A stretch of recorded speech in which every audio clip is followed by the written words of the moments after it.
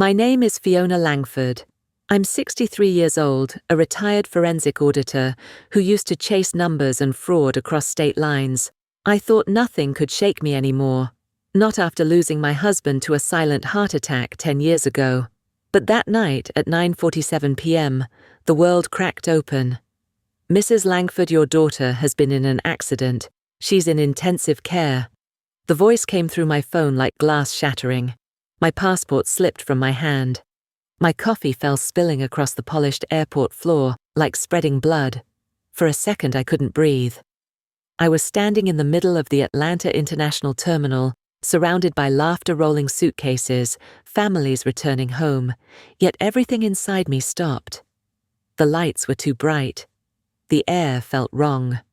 The words repeated in my mind until they lost meaning. Intensive care. I heard my heart pounding louder than the announcement overhead. I dropped to one knee trying to gather the papers that had scattered receipts, flight tickets, hotel bills from Paris. My trembling hands couldn't hold anything steady. That's when my phone buzzed again. The nurse's voice, firm but kind. "Ma'am, you need to come now. She's at Mercy Hospital in Chicago. We'll do everything we can." Chicago. A 2-hour flight, maybe less, with good wind, but every minute suddenly felt like a century. I pressed my back against a cold pillar, eyes stinging. Naomi. My only daughter. 33. A nurse who worked double shifts to care for children with cancer. The irony cut deep. The healer now fighting for her own life. The next seconds blurred. I remember running to the Delta counter, barely forming words. Chicago. First flight out. I don't care the cost. The clerk's mouth moved, but I could only hear the blood in my ears. While waiting at the gate, I opened the photo album on my phone. My chest tightened. Then a flashback hit me. Naomi at age 5, waving goodbye to me at the very same airport gate, pink ribbon in her hair, shouting, "Mommy, don't forget to come back." That memory snapped against the present, like a cruel mirror. The same gate, the same fear. Only now she was the one waiting for me to come back. I boarded the flight at 10:35 p.m. The hum of the engines drowned my thoughts. I tried to pray, but no words came. Just one question, circling endlessly. Where is Darren? The seatbelt light blinked off. The man beside me was scrolling through photos of a yacht party, golden lights, laughter, champagne. I looked away, feeling something twist inside me. By the time we landed in Chicago, it was 1:12 a.m. The wind hit like ice. I raced through the terminal, hailed a taxi, and gave the driver my entire wallet. Just go, don't stop. The hospital loomed ahead like a fortress of light.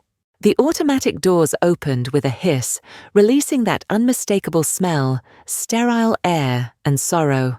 My heels echoed down the hallway as I reached the front desk. "I'm here for Naomi Langford. I'm her mother." The nurse didn't look up immediately. When she did, her eyes softened. "She's in room 7. The doctors are stabilizing her." Room 7.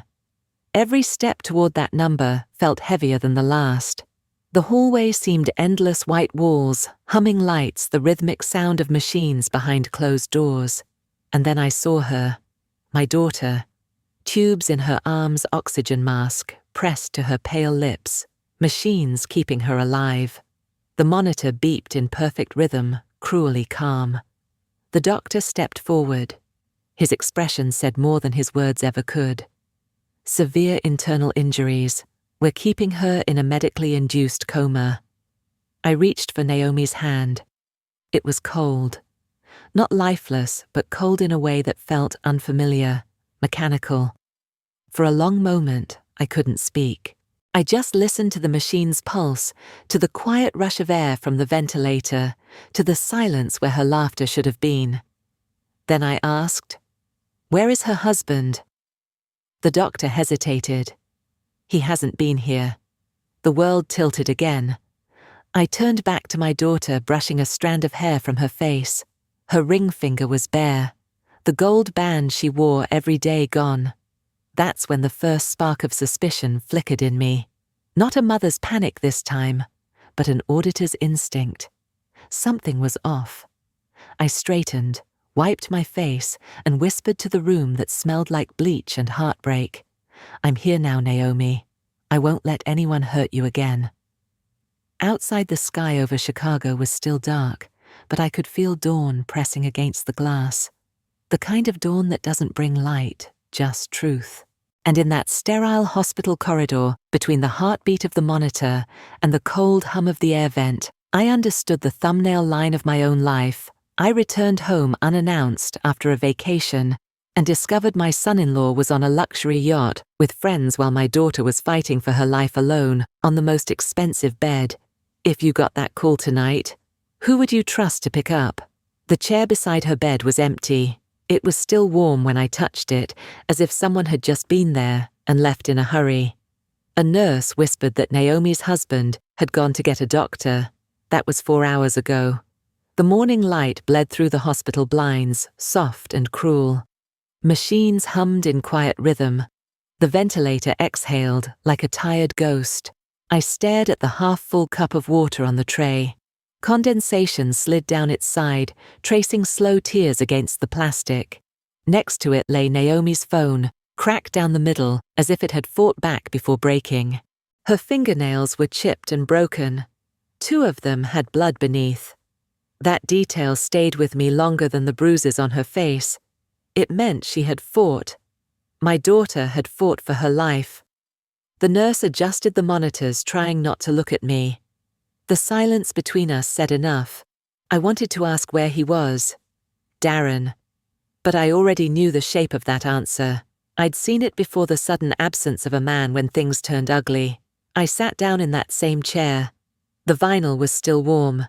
I placed my hands in my lap and stared at Naomi's chest rising beneath the thin hospital sheet. Her hair was tangled around the tape holding her oxygen line.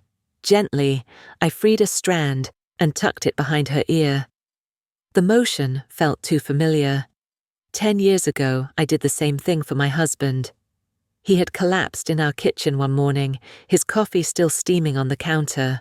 I remembered brushing his hair aside in the ambulance, hoping he'd open his eyes. He never did. Back then, a paramedic had told me, some men stay, some vanish at the sound of duty. I didn't understand it until now. I looked at the doorway again. Empty. No footsteps. No hurried voices. Just the sterile hum of machines filling the space he should have occupied. The police file arrived at 6:43 a.m. The officer who brought it avoided my eyes. He placed the envelope on the counter and left quickly. The paper was still warm from the printer. I opened it carefully, scanning the black and white photos first, the crushed front end of a silver Lexus glass glittering like frost across the asphalt. The report was clear. Darren Langford. Driver. Blood alcohol level 0.13. Naomi was the passenger. The crash occurred on Interstate 90, 11:08 p.m. 2 witnesses confirmed the car swerved at high speed before colliding with the guardrail. The driver fled the scene on foot. I gripped the papers until they creased. The edges cut into my palm. My daughter's life had hung by a thread while her husband ran into the night. I turned to Naomi again. Her lips were pale. The oxygen hissed in steady rhythm. I wanted to scream, but the sound never came. Years of auditing had trained me to keep my emotions quiet, to let evidence speak louder than pain. The evidence was right there. His name, his blood, his abandonment. A doctor entered the room, clipboard in hand. "She's stable for now," he said. His eyes drifted to the papers I held. He hesitated. "I'm sorry you had to find out this way." I nodded, unable to form words. Stable. What a strange word for someone tethered to a machine. He left, and the door clicked shut. I stood again, staring at the empty chair. In another life, that seat would have been filled by a man holding her hand, whispering comfort. Instead, it was me, the mother who had always cleaned up after other people's messes. I walked around the bed, tracing the faint bruises that ran along Naomi's wrist. She had tried to shield herself, tried to reach for the wheel. Maybe she even called his name before the impact. The thought tore something inside me. The nurse came back to check the IV line. "Do you want us to contact her husband, ma'am?" I looked straight at her. "No, I'll handle that." She hesitated, nodded and left quietly. I opened Naomi's phone. The screen flickered but worked. Recent calls, text messages, one from 10:02 p.m., the night of the crash. "Darren, I'm tired of being the responsible one. You never listen." And her reply sent 2 minutes later, "Naomi, we'll talk when you're sober." That was the last message she ever sent. I locked the phone and set it back down. My hands were shaking. I couldn't tell if it was rage or grief anymore. Maybe both.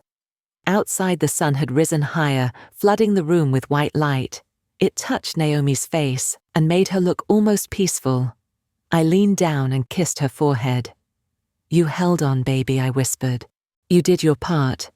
Then I looked at that chair again, the one that should have held the man who vowed to protect her. It stood there perfectly still, like evidence in a crime scene.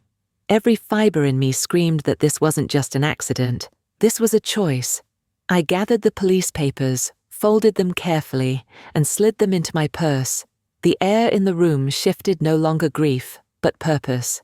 I bent closer to Naomi's ear, my voice steady and quiet. "He left you to die." The heart monitor beeped in steady rhythm, indifferent to the truth I had just spoken.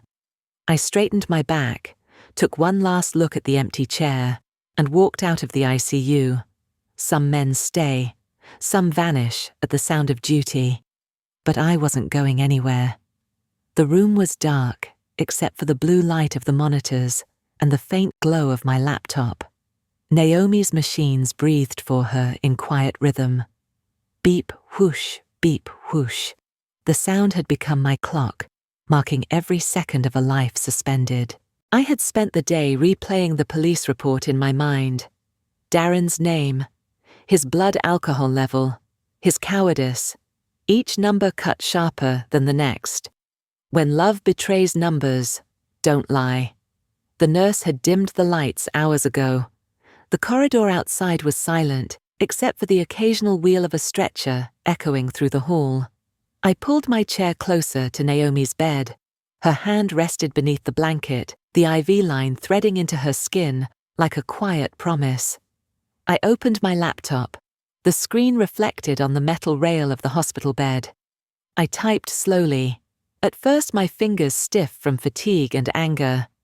Bank of America, personal accounts. The login screen blinked. My pulse matched the flicker of the cursor. I had set up Naomi's accounts myself years ago when she first got married. Back then it felt like protection. Now it was ammunition. Username, password, two-factor verification. I entered every field with surgical precision. Years of auditing had trained me to stay steady under pressure. My hands didn't tremble, my breathing did. The dashboard loaded.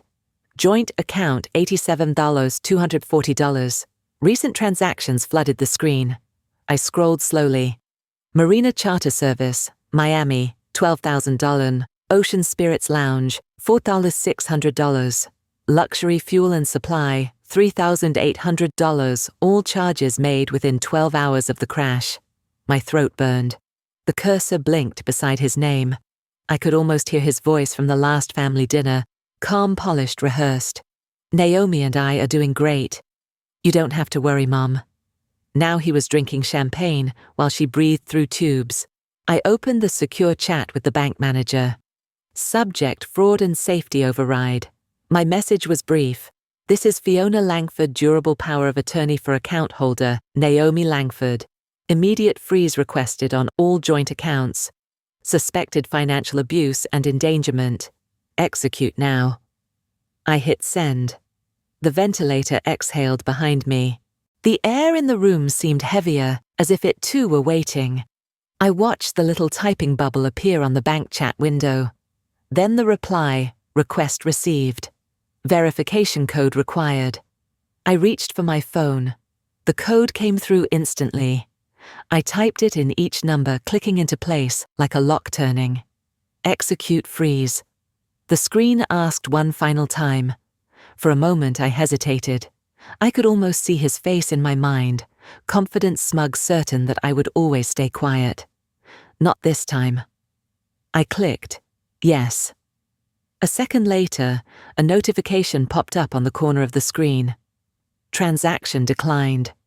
The words glowed brighter than any victory I had ever known. It wasn't revenge. It was equilibrium being restored. I closed my eyes for a second, letting the sound of the ventilator fill the room. Beep, whoosh.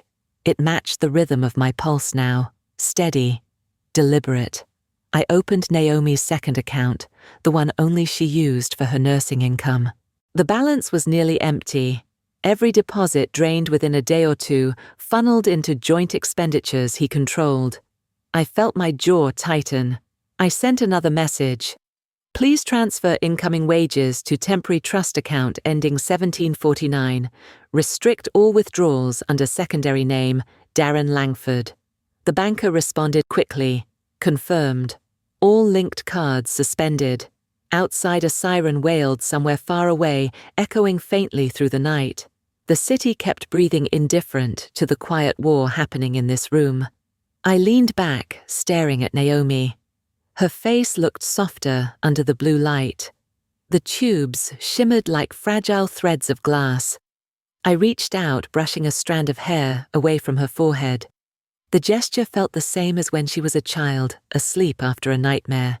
Only now the monsters wore wedding rings. The laptop chimed again. Another message. Last transaction attempt, blocked Miami Marina, $1 $200. Location flagged. I pictured him at that very moment on the deck of a yacht, holding up his black card and watching it fail. Maybe he'd think it was a mistake. Maybe he'd call the bank. And maybe when they told him the account was frozen by legal authority, he'd finally understand that his era of control was over. My reflection in the screen looked older than I remembered, hair pulled back, eyes hollow but sharp. I barely recognized the woman staring back, yet for the first time in days, she looked alive. The nurse peeked in. Everything okay, ma'am? I nodded. Yes. Everything is finally under control. She smiled faintly and left. The door closed with a soft click. I saved the documentation, then opened a new spreadsheet. Column by column, I started tracing his movements, credit logs, transfers, purchase histories. The patterns formed quickly, almost too perfectly. He wasn't just careless. He was confident. He believed no one would ever notice. But I noticed. I always did. Each entry I highlighted felt like reclaiming another piece of Naomi's life. Not money, power, dignity, safety. When the clock struck 11:07 p.m., I leaned back, eyes on the screen. The ICU was silent except for the rhythmic machine. I whispered, "You're safe now, Naomi." Another ping. System alert. All linked cards under name D. Langford, permanently frozen. I exhaled slowly. My hands were cold, but my chest felt light. For the first time since that phone call, I felt a strange sense of peace. I packed up the laptop, the glow fading from the screen. The darkness returned, broken only by the green heartbeat on the monitor. Beep. Whoosh. It wasn't just her heartbeat anymore. It was mine too. I looked at her, my voice barely a whisper. When love betrays numbers, don't lie. Then the smallest smile touched my lips, not of joy, but of certainty. Transaction declined. Would you have the courage to hit that button? The video started playing before I even touched the screen. Someone had sent it to me through a news alert. Viral in Miami, the headline read. My thumb hovered above the play button for a second, then pressed. Darren's voice filled the hospital room. Who froze my cards? He shouted, his face red, his shirt half unbuttoned, sunlight hitting the champagne glass in his hand. Behind him, the sea glittered like nothing could ever touch him. Then came the sound, sharp explosive glass shattering as he slammed it against the deck. Champagne splashed over white shoes. Someone laughed. Another phone caught the angle from the side. His rage was almost theatrical. He looked like a man robbed of a kingdom that was never his. I lowered the phone and looked around the ICU. The contrast almost hurt my eyes. Naomi's IV drip clicked softly beside her bed. Clear water sliding down the tube, each drop catching light from the morning sun. I poured a glass from the hospital jug and placed it on the small tray beside her. My reflection trembled on the surface, champagne on his end, sterile water on mine. Celebration and survival. The nurse came in holding a new folder. "Miss Langford, you might want to see this," she said gently. "Police forwarded some of the paperwork to you." I thanked her and opened the file. My eyes skimmed the lines accident report, insurance record, medical coverage. Then I stopped at one page. Life insurance policy. Policyholder Darren Langford. Insured Naomi Langford. Beneficiary Darren Langford. Value $500,000. My stomach turned cold. I traced the date with my finger. 3 months before the crash. Premiums paid in full. Automatic renewal. Outside, a bird hit the window with a dull thud, wings flapping before flying away. Inside, the heart monitor kept its rhythm, oblivious to the fact that it had just become evidence. I picked up my phone and opened the spreadsheet I'd built the night before. Every dollar, every withdrawal, every suspicious transfer. Now they all pointed in one direction. The yacht, the insurance, the crash. He hadn't just abandoned her. He had planned for her absence to pay him back. Money doesn't make monsters. It just funds them. I exhaled slowly, the air trembling in my throat. For years, I had believed intelligence and ethics were enough to keep people safe. I taught Naomi the same. Be kind. Be precise. Be honest. But honesty means nothing when you're trapped with someone who trades empathy for leverage. I replayed the video again, this time, with the sound muted. Watching him rage without the noise was almost poetic. The foam of the champagne looked like sea spray, his hand gestures like those of a desperate man drowning. Meanwhile, in this quiet room, Naomi's chest rose and fell with mechanical precision. Beep, whoosh, beep, whoosh. 2 lives connected by opposite rhythms, his chaos, her fight. My laptop blinked with new notifications. News outlets were already picking it up. Miami entrepreneur's meltdown on yacht goes viral. Comments poured in. Karma's real. What did he do? Hope whoever froze his cards keeps going. A bitter smile touched my lips. Justice had found its audience. I photographed the insurance paper, stored it in a folder named Case Evidence, then attached it to an email. To Detective Allen, Chicago Police Department, subject, Langford accident, potential fraud and attempted homicide, attachment, 7 files, 36 MB. The cursor hovered over send. I glanced at Naomi. Her fingers twitched slightly beneath the blanket. For a second it looked like she was reaching for something unseen. Maybe memory. Maybe peace. I pressed send. The sound of the email swooshing away was soft, almost reverent, like a confession delivered to a higher power. My phone buzzed again, news clip updated. This time Darren's name was trending. The footage had reached national coverage. Reporters calling him the yacht meltdown guy. His reputation crumbling before the world even knew why. Some people fall from grace quietly. Others make sure the whole ocean watches. The nurse returned, adjusting Naomi's IV line. "Her vitals are improving," she said with a hopeful smile. I nodded. "Good. Keep her steady. She still has a lot to wake up to." The call came at 3:47 p.m. My phone vibrated once, then again, then stayed still, like it was waiting for me to decide whether to answer. I almost didn't. Then I heard the voice. "Mrs. Langford," the woman said, her breath trembling. "I dated him. He tried to kill me too." The room swayed. Air thickened around me. Even the ventilator seemed to hold its breath like a wave pulling back before the crash. "Who are you?" I asked, my voice sharper than I intended. "My name is Melissa James," she said. "I saw your daughter's case on the news. The yacht video, the insurance. It's the same pattern. The same pattern. I stood still beside Naomi's bed, feeling the chill crawl down my spine. "Tell me exactly what happened." "I met him 2 years ago," she said. "He was Marcus then. He told me he was an investor, charming, smart. We dated 6 months. Then one night, he asked me to take a drive." The line went quiet for 3 seconds. I could hear her breathing ragged, uneven. "He drove off the bridge," she whispered. "He jumped out first, said the brakes failed, but I saw him unbuckle before the car went over." The sound in my ears wasn't her voice anymore. It was the echo of metal crunching glass, shattering the same way Naomi's car must have sounded that night. "How did you survive?" I asked. "An off-duty EMT pulled me out. I was in the hospital for months. But the police, they said there wasn't enough evidence. He disappeared." I looked at Naomi's pale hand resting on the blanket.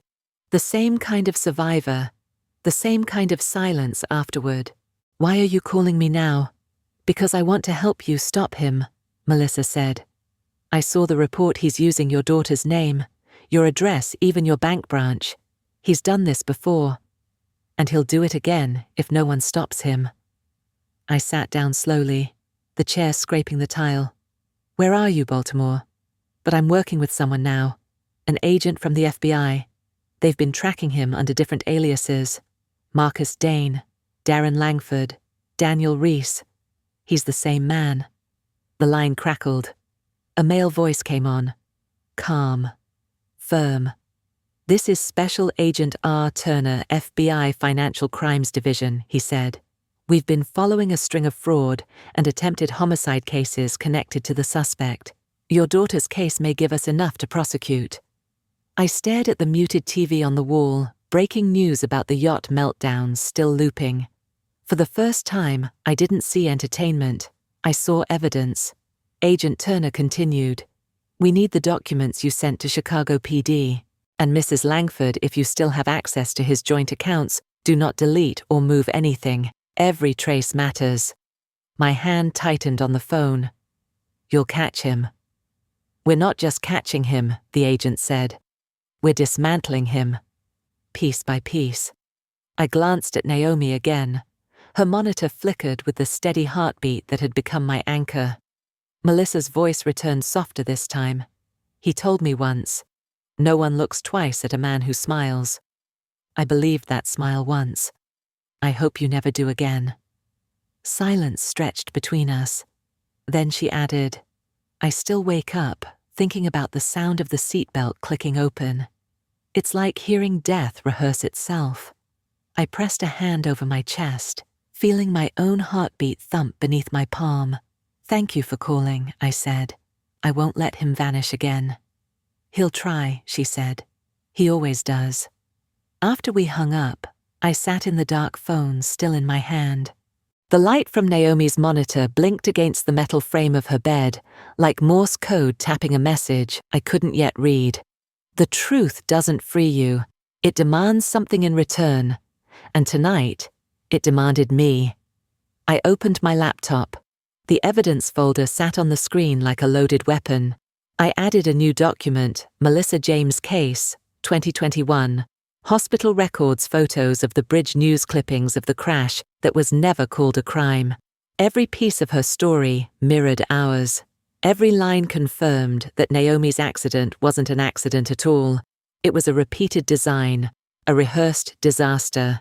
I sent the compiled file to Agent Turner with a short note subject additional victim statement message. "You were right. It's not a pattern. It's a blueprint." When the email left my outbox, I heard the faint ping of a new message, arriving almost immediately. From R. Turner. Message. "We're flying to Chicago."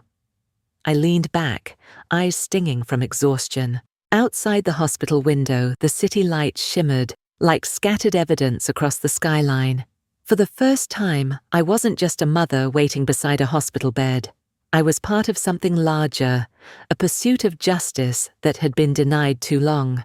I looked at Naomi's hand again and whispered, "You're not his last story. You're the one who ends it." The ventilator sighed in rhythm, calm and certain, and somewhere above the clouds, an FBI plane was already en route to Chicago. Cliffhanger. The next fight would no longer be about survival. It would be about truth. When she left, I walked to the window. The city outside glowed in late morning light, ordinary and unaware. Cars moved. People talked.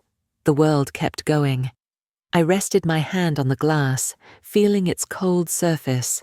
He thought he could disappear into sunlight and salt water, but digital footprints are harder to drown than people. I opened my messages one last time. To Bank of America, Fraud Division message. Forward all frozen transaction logs to the Chicago police. Send. The ventilator exhaled again. I could swear it sounded calmer. Somewhere out there, Darren was realizing his empire had been built on air, his cards useless, his name trending for all the wrong reasons. The fall had begun not with a siren, but with silence and truth. I turned back to Naomi and whispered, "You're not the one who needs saving anymore." Her eyelids flickered slightly, as if hearing me. Beep, whoosh. I reached for the cup of water, raised it, and watched the sunlight shimmer through. Champagne for lies, water for life. Justice has no flavor, but it always quenches. And with that, I smiled faintly, whispering to myself, money doesn't make monsters, it just funds them. Then I picked up my phone once more, attached the last evidence file, and sent it straight to the police. The final message on my screen flashed confirmation file sent to authorities. The public fall had officially begun. The beep stretched longer than it should have. A thin, endless note that made every muscle in my body lock in place. Then movement. Naomi's fingers trembled. Just once, barely a flicker against the white sheet, but it was enough to pull the air back into my lungs. "Naomi," I whispered, leaning closer. The morning light had just begun to break through the blinds, painting her face with thin bands of gold. Her eyelids fluttered once, twice. Then nothing. I pressed my hand gently over hers. It was warm. Too warm for the stillness I'd grown used to. Her pulse beat faintly beneath my thumb, fragile, uncertain, but there. The nurse standing by the monitor gasped softly. "Did you see that?" "Yes," I said. My voice cracked halfway. She moved. The nurse smiled. "Sometimes they find their way back slowly." The words settled deep inside me. Find their way back. I wanted to believe it. The ventilator exhaled. The rhythm steadied. Beep, whoosh. Beep, whoosh. Like a metronome guiding her home. For days I had sat in that chair watching her chest rise and fall to someone else's timing. I had memorized every sound in this room, the hum of the machines, the drip of IV fluid, the ticking clock that seemed to mock the human definition of patience. But this sound, this single tremor in her hand, broke through all of it. It was the smallest rebellion against death. Her fingers twitched again, this time slower, deliberate. I held tighter. "Naomi, it's Mom. You're safe." Her lips parted. The faintest whisper escaped, barely formed, almost air. "He wanted the money." The words froze me. I looked at the nurse, but she hadn't heard. She was adjusting the monitor. "He wanted the money." The sentence repeated in my head like an echo through glass. The case files, the insurance, the transfers. Everything she said aligned with the truth I already knew but hadn't heard from her mouth. Until now. And then as quickly as she'd surfaced, Naomi slipped back into the quiet. Her hand loosened. The beep returned to its normal rhythm. The silence afterward wasn't empty. It was full of meaning, suspended like the air before dawn. I stayed still, afraid to break it. Her hand lay inside mine, smaller than I remembered. I traced the lines on her palm, remembering the first time I'd held it. She was 5, waving goodbye at an airport gate, her tiny fingers wiggling in the same light that now touched this room. The circle had closed. 2 decades later, I was holding that same hand again, waiting for her to return from another kind of departure. "Come back," I whispered. "You've already made it halfway." The nurse turned to me. She's stable. Whatever you said, it must have reached her. I nodded, but couldn't speak. My throat ached with relief that didn't know where to go. Outside, a plane flew low over the hospital. I thought of the FBI agents somewhere above the clouds flying toward Chicago. Justice in motion, life in motion. Both chasing what was taken from us. I rested my head beside Naomi's hand. Her skin smelled faintly of antiseptic and lavender from the lotion I'd rubbed in every night. The warmth of her fingers bled slowly into mine, like a small sun thawing something frozen. For the first time in weeks, I allowed myself to imagine tomorrow. Not the courtroom, not the evidence. Just breakfast with my daughter. The way she used to hum when she buttered her toast. The way she laughed when coffee spilled. I could almost hear it again. Her monitor beeped steadily, matching the rhythm of my heartbeat. The same sound that had once terrified me now became a lullaby. I thought of all the numbers I had analyzed these past nights, the bank logs, the insurance dates, the timestamps. They had built the logic of a crime. But this was the math of miracles. No formula could predict a moment like this. I kissed her hand gently. "You held on," I whispered, even when he let go. A tear rolled down my cheek, landing on our joined hands. It caught the sunlight, refracting into tiny fragments, fragile but shining. The door opened softly. The doctor peeked in, saw me crying and smiled. "She's responding. That's a good sign. Keep talking to her." I nodded again. Words finally returned to me, trembling but clear. "You're stronger than what tried to break you," I said. "And we're not done yet." The monitor beeped once more sharp, certain alive. I closed my eyes and breathed with her. The same inhale, the same exhale. Beep, whoosh. If hope had a sound, this was it. And for the first time since that night, I realized healing doesn't start when the pain ends. It starts when someone moves again. When a heartbeat returns, I whispered to myself, "What would you say first?" The question hung in the air, soft, trembling, alive, just like her hand. "Tell me about Jennifer Sanderson." Naomi's voice cut through the air like a clean blade. The room was small square and cold enough to make the metal table sweat under the fluorescent light. Across from her, Darren shifted in his chair, wrists cuffed, jaw tight. He looked smaller now. Not physically, but in the way arrogance shrinks when stripped of control. I sat behind the glass heart, steady but slow. I wasn't allowed to speak. This was her moment. After 2 weeks in rehabilitation, Naomi had asked to face him. No lawyers, no emotion, just the truth in its rawest form. The agent beside me whispered, "We'll record everything." I nodded, eyes locked on my daughter. The light above flickered once, then steadied its white beam, falling directly on Darren's face. Every flicker felt like a moral metronome, counting the seconds left of his pretense. Naomi leaned forward, calm, her voice low, but controlled. "Jennifer Sanderson. She worked at the bank in Baltimore. You remember her, don't you?" Darren's lips twitched. "You can't prove," Naomi interrupted, still calm. "She's alive. She told the FBI everything." His eyes darted to the agents behind her. For a second, the mask cracked. His fingers tightened on the table until the cuffs rattled. Round one, denial. Naomi waited, not speaking. The silence worked better than any accusation. He couldn't stand it. He filled it with noise. "I didn't hurt anyone," he said, forcing a smile. "Jennifer was unstable, just like your mother. Women like that." Naomi's hand slammed down. The sound echoed sharp against the metal. "Stop calling women unstable when what you mean is inconvenient," she said. Her tone didn't rise, but the authority in it made every agent in the room look up. He flinched. I saw his breath falter. Round two, resistance meets reason. Naomi slid a folder across the table. Photos spilled out, hospital records, Melissa's car wrecked, the insurance forms, and finally, a printout of his offshore account in the Caymans. Darren stared at them, color draining from his face. You signed every policy she said. You transferred every dollar. You calculated every crash.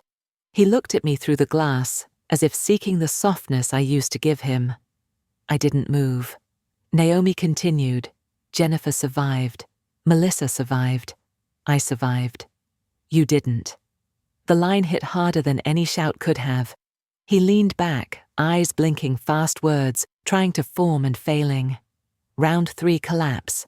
The fluorescent light hummed louder, casting a pale halo over the table. His hands began to shake. One cuff clinked against the metal. Naomi lowered her voice again. You built your life on lies and life insurance. You called it love. I call it arithmetic. Subtraction after subtraction, until nothing's left but you. He opened his mouth. No sound came out. Then slowly, his head dropped forward. His shoulders sagged. The air in the room shifted, like gravity had finally chosen a side.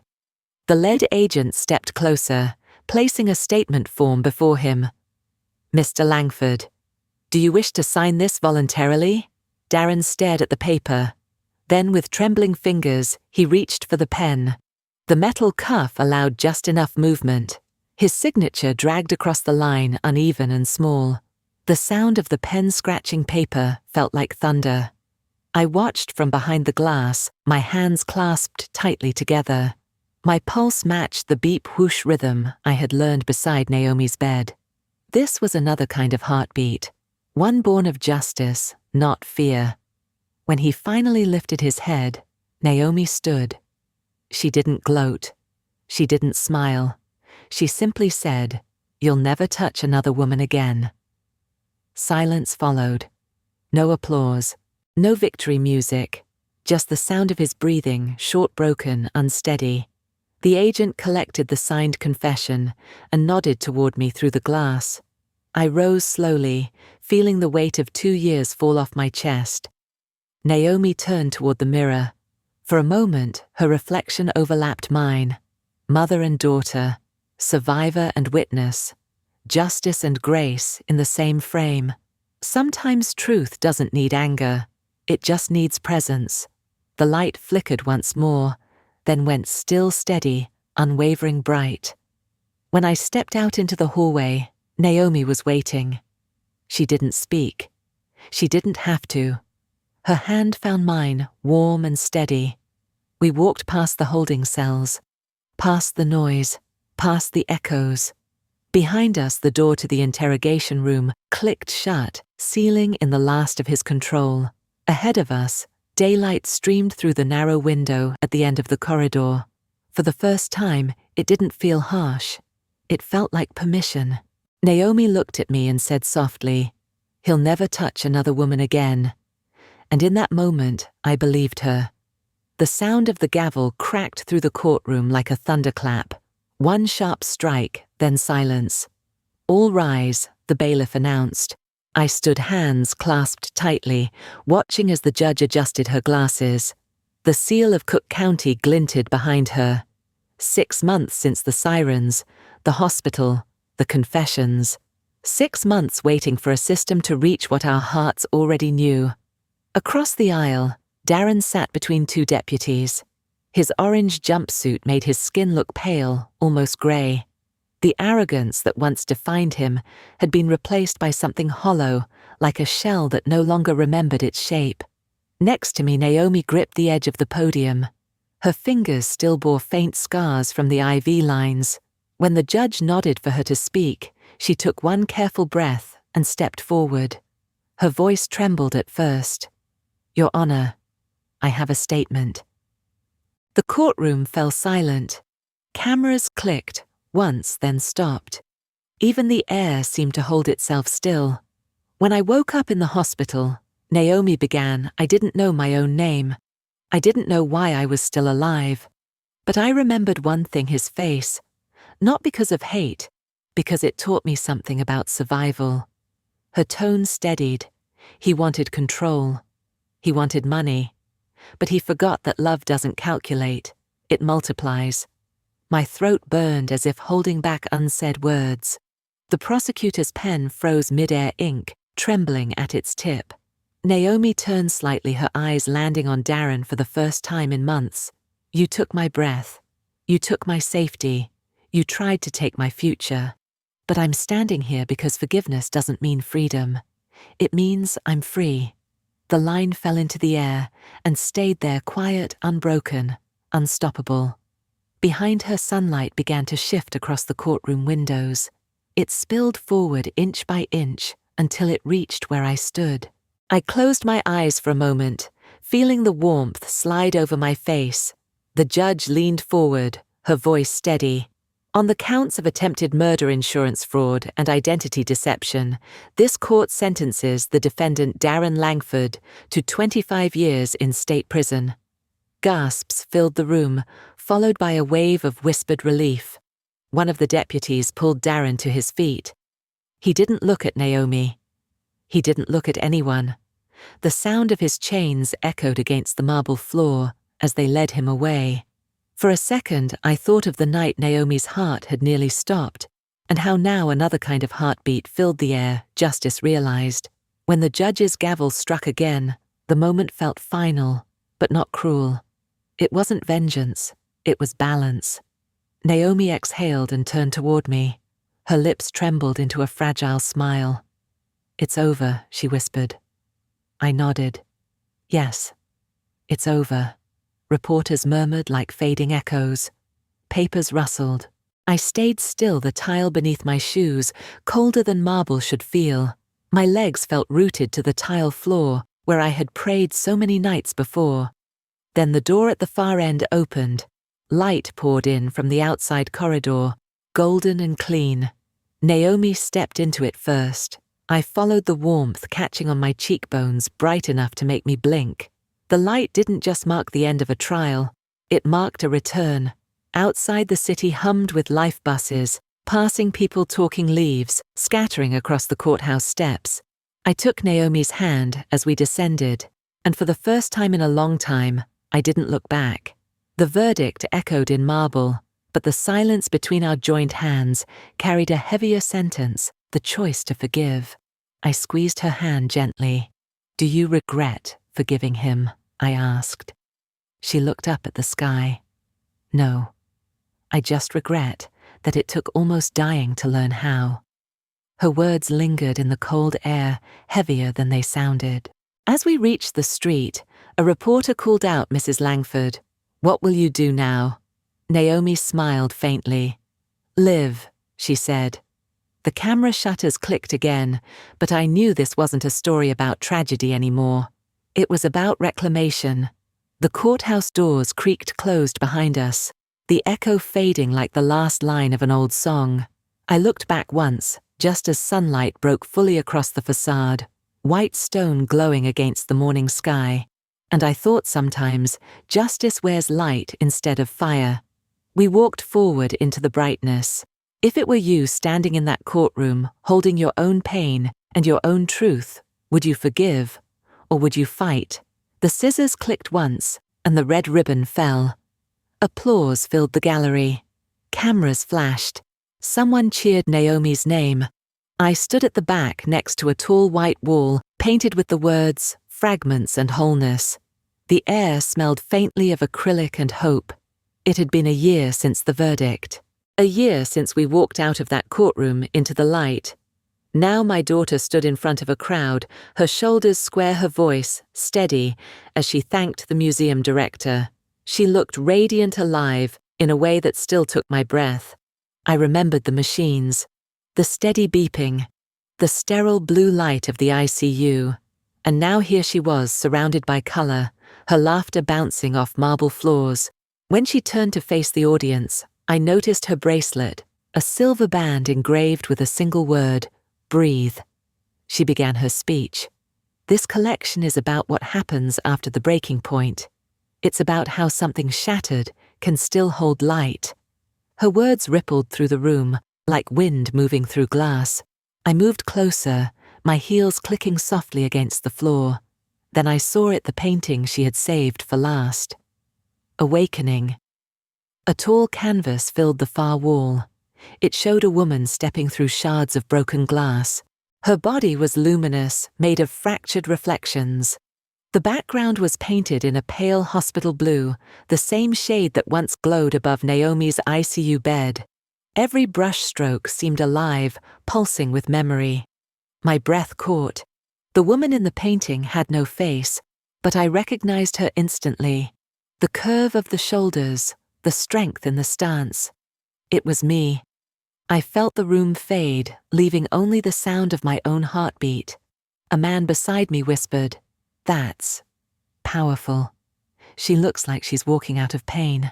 I nodded slowly. "She is." Naomi approached, her eyes shimmering under the light. "You see it, don't you?" "Yes," I said. "And I see you too." She smiled softly. "The blue, it's the light from the ICU. I thought if I painted it enough times, maybe it would stop haunting me." "It didn't haunt you," I said gently. "It transformed you." She tilted her head. "Then maybe that's what healing really is." I looked at the shards around the figure, each piece catching a different reflection of the room of us. I saw my own face multiplied, distorted then, whole again. People moved quietly around us, murmuring, admiring, some wiping tears. The sound of footsteps and camera shutters blended with the low hum of the lights. I thought of the year we had spent rebuilding her physical therapy sessions, my sleepless nights balancing hospital bills and faith. The silence at breakfast when neither of us knew how to start a new day. Now that silence had turned into art, into something that spoke for both of us. Naomi touched the frame, then turned to me. "Mom, you know what I learned?" I waited. "We are not what broke us. We are what we rebuild." Her voice didn't shake. It was the kind of certainty that comes after surviving everything that tried to silence you. I reached for her hand.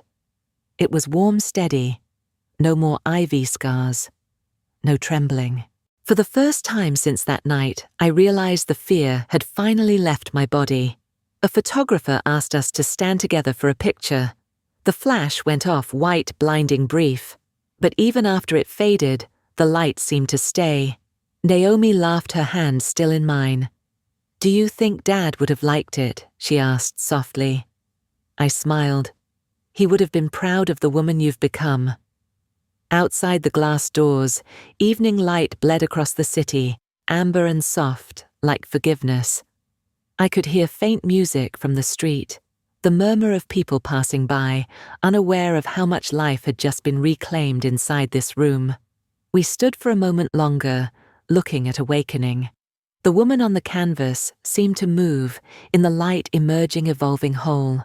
And in that stillness, I understood this was not the end of our story. It was the beginning of a quieter, stronger one. Because justice can rebuild bones, but healing rebuilds souls. And in the end, that's the kind of justice that lasts. Healing is the quietest kind of justice. If this story touched, you share it. Someone out there is still trying to put their pieces back together. The sound hit me before the sight did. That faint rhythmic beep, steady, clinical, familiar. I stood at the end of the same hallway where everything had begun. 2 years had passed, but the air smelled the same, sterile and cold, like time had never moved. The sign above the door still read, "Intensive Care Unit." The same hum of fluorescent lights, the same grey tiles beneath my shoes. But I wasn't here for Naomi this time. Inside the room to my left, a woman sat by a hospital bed, her hands shaking as she gripped a cup of water that she couldn't seem to drink. Her daughter lay motionless under the same blue light I had once stared into for endless nights. Her sobs were soft at first, then broke into something raw. "Please, just wake up," she whispered, like prayer and command in one breath. Something inside me tightened. It was like watching a reflection from another lifetime, one I had barely survived. I took a slow step forward. The nurses glanced up, but didn't stop me. Perhaps they saw the recognition in my eyes, the kind that only another mother carries. The woman didn't notice me until my shadow crossed her lap. When she looked up, her face was a map of fear. Eyes wide, cheeks wet. I didn't speak right away. I just reached out and rested my hand gently on her shoulder. Her body trembled beneath my palm. She tried to form words, but only tears came. I squeezed lightly. "You'll breathe again," I said quietly. "One day." For a moment she just stared at me, not understanding. Then she nodded once, twice, like someone clinging to the edge of belief. The monitor beeped softly in the background, the same sound that had once pierced my soul. But this time, it didn't hurt. It felt steady, rhythmic, alive. I looked at the girl in the bed. Tubes, wires, pale lips.